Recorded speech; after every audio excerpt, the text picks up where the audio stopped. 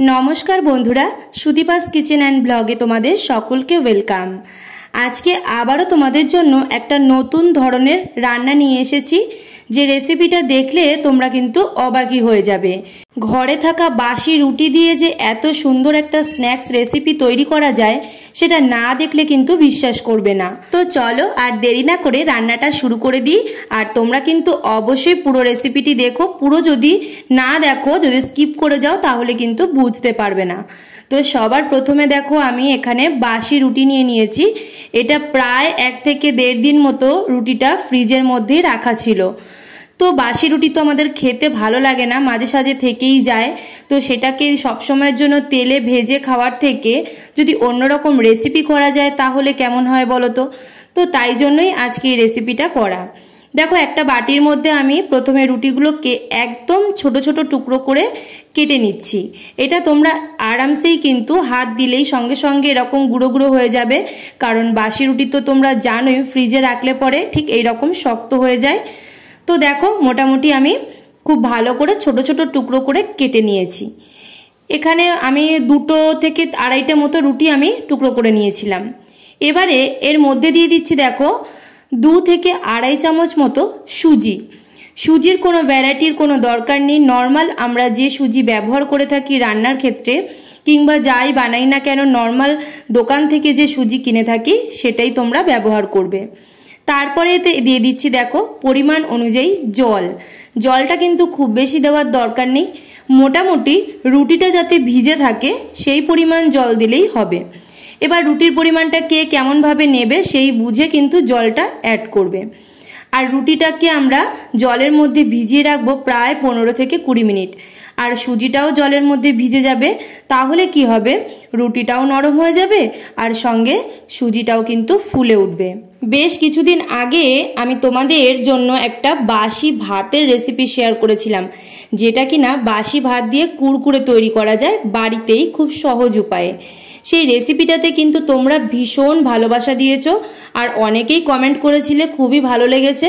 তো সেই জন্যই আমি ভাবলাম কি যে সবার বাড়িতেই তো এই রকম ভাবে বাসি রুটি থেকেই থাকে, তো সেইটা দিয়ে যদি একটা রেসিপি করি তাহলে তোমাদেরও একটা হেল্প হবে। তো সেই কারণের জন্যই করা।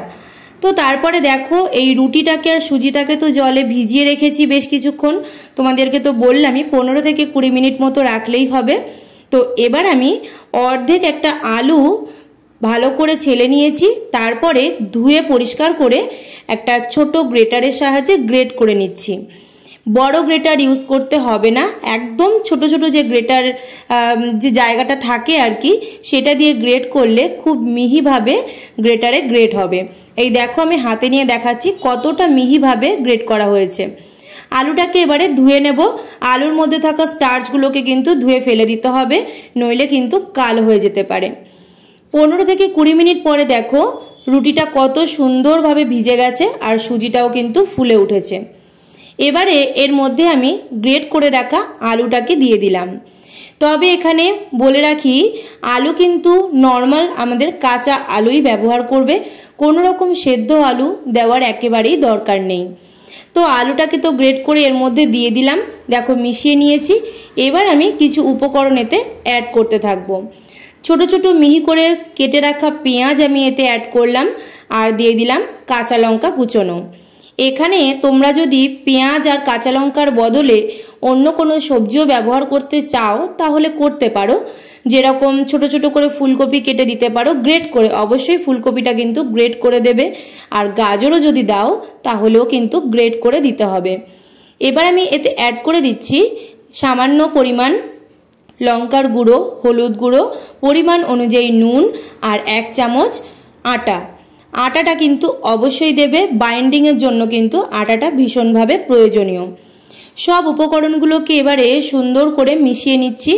দেখো রুটিটা কিন্তু একটু গোটা গোটা নেই, একদম কিন্তু জলের সঙ্গে মিশে গেছে। আর যদিও এই রকম কনসিস্টেন্সিটা না আসে তাহলে হাতের সাহায্যে একটু ভালো করে মেখে নেবে। তো এবার দেখো ঢাকা দিয়ে রেখে দিলাম, 15 মিনিট মতো রেখে দিয়েছিলাম আর কি। তো তারপরে দেখো থিকনেসটা কত সুন্দর হয়ে গেছে, খুব ভালোভাবে কিন্তু ঠিক হয়ে গেছে ব্যাটারটা। এটার মধ্যে কিন্তু বেশি জলীয় ভাবও নেই, আবার খুব বেশি কিন্তু থিকও হয়ে যায়নি, একদম মিডিয়াম একটা ব্যাটার তৈরি হয়েছে। ঠিক এই কনসিস্টেন্সিতে কিন্তু আনতে হবে, নইলে কিন্তু রেসিপিটা একেবারেই রেডি হবে না। তো এবারে আমি এর মধ্যে অ্যাড করে দিচ্ছি 1 থেকে 1.5 চামচ মতো বেসন। এটা কিন্তু অপশনাল, চাইলে দিতেও পারো, না চাইলে নাও দিতে পারো। বেসনের জায়গাতে চাইলে তোমরা চালের গুঁড়োও কিন্তু ব্যবহার করতে পারো বা কর্নফ্লাওয়ারও ব্যবহার করতে পারো, যেটা তোমাদের হাতের কাছে থাকবে সেটাই তোমরা দিতে পারো।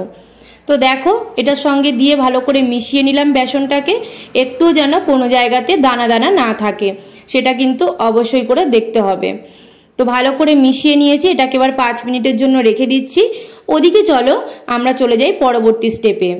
এদিকে দেখো আমি গ্যাসে কিন্তু ননস্টিক কুকওয়্যারটাকে বসিয়ে দিয়েছি। ননস্টিক প্যানে কিন্তু অবশ্যই করার চেষ্টা করো, কড়াইতে কিন্তু একেবারেই দিও না, কারণ ব্যাটারটা ভীষণ পরিমাণে নরম হবে, আর সেটা যদি কড়াইতে করতে যাও তাহলে কিন্তু ভেঙে যেতে পারে। তো ননস্টিক কুকওয়্যারের মধ্যে আমি প্রথমে সাদা তেল দিয়ে দিলাম 1 চামচ। খুব বেশি তেল দেওয়ার দরকার নেই। দেখো আমি তো তেলটা যাতে কম ইউজ হয়, আর আমি যে বাসি রুটিটাকে যখন আমরা তেলে ভেজে খাই সেটাতে অনেকটা পরিমাণ তেল যায়, তাতে শরীরেরও ক্ষতি হয়।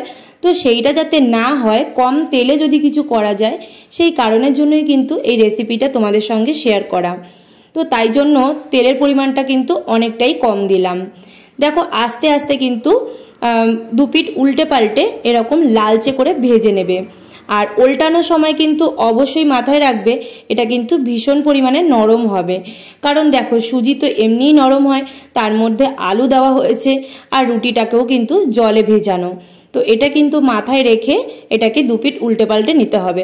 দেখেছো কড়াই থেকে কিন্তু খুব ভালো করে ছেড়ে এসেছে। এই রকম ভাবে আমি প্রতিটা সুন্দর করে ফ্রাই করে নেব। এর থেকে চাইলে বেশি কিন্তু লাল লাল করে ভাজার দরকার নেই, তাহলে কিন্তু পুড়ে যেতে পারে। এই দেখো মোটামুটি আমি ভালো করে ফ্রাই করে নিয়েছি 2 পিঠ উল্টে পাল্টে, আর হাতে ধরছি, তোমরা দেখলেই আশা করি বুঝতে পারছো কতটা নরম হয়েছে। এবার দেখো আমি এরকম ছোট ছোট করে নিলাম এই রকম আকারে। তোমরা চাইলে কিন্তু এর থেকেও ছোট কিংবা এর থেকে বড়ও কিন্তু করতে পারো। তো আমার তো সব কটা ভালো করে ফ্রাই করা হয়ে গেছে। এই দেখো আমি সসের সঙ্গে পরিবেশন করেছি। টমেটো সস বা চিলি সস যা খুশি যেটা হাতের কাছে থাকবে সেটা দিয়েই কিন্তু সার্ভ করতে পারো। এই দেখো হাতের মধ্যে নিলে কিন্তু বুঝতে পারবে কতটা নরম হয়েছে। তো বন্ধুরা তোমাদের এই নতুন রেসিপিটা কেমন লাগলো অবশ্যই কিন্তু আমাকে কমেন্ট বক্সে জানিও। আর এটা যারা যারা বাড়িতে ট্রাই করবে অবশ্যই কিন্তু আমাকে কমেন্ট বক্সে বলো কেমন হয়েছে খেতে। আমার তো দারুণ লেগেছে, তোমাদের কেমন লাগলো অবশ্যই কিন্তু জানিও। নতুন নতুন রেসিপি পাওয়ার জন্য আমার চ্যানেলটিকে সাবস্ক্রাইব করে রেখো, ফেসবুক থেকে দেখলে আমাকে ফলো করে দিও। দেখা হচ্ছে আবার নতুন ভিডিওতে, ততক্ষণ সকলে ভালো থেকো, টাটা।